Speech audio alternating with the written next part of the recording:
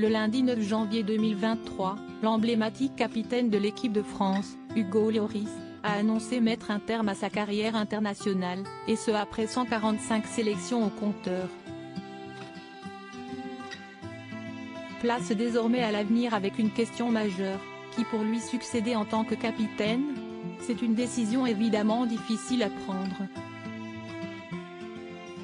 Le lundi 10 janvier 2023, Hugo Lloris a lâché une petite bombe en annonçant sa retraite internationale.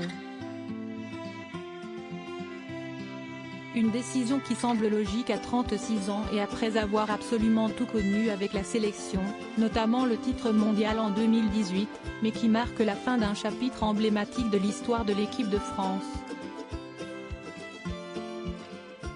Le Niçois, qui a connu sa première sélection sous le maillot floqué du Coq en 2008, est rapidement devenu un leader, s'imposant de par son calme apparent et son leadership incontesté.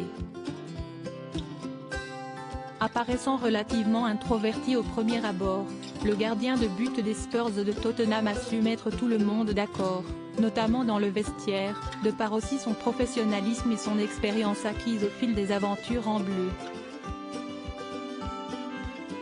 Seulement 2 ans après sa première sélection, il porte le brassard de capitaine pour la première fois le 17 novembre 2010, lors d'un match contre l'Angleterre à Wembley.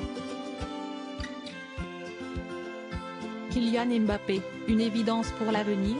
Ce rôle de capitaine, il ne le lâchera plus jusqu'à cette finale de Coupe du Monde perdue contre l'Argentine au tir au but, le 18 décembre 2022 au Qatar, atteignant le chiffre record de 145 sélections et dépassant un certain Lilian Thuram.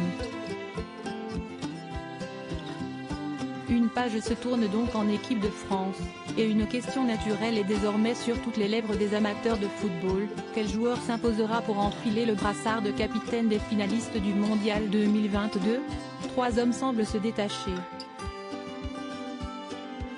Raphaël Varane d'abord, le défenseur de Manchester United, qui a à plusieurs reprises été désigné capitaine des Bleus en l'absence d'Hugo Lloris.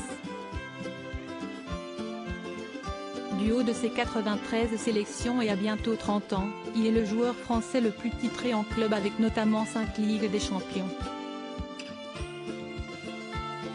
Antoine Griezmann peut également légitimement postuler à ce titre de capitaine.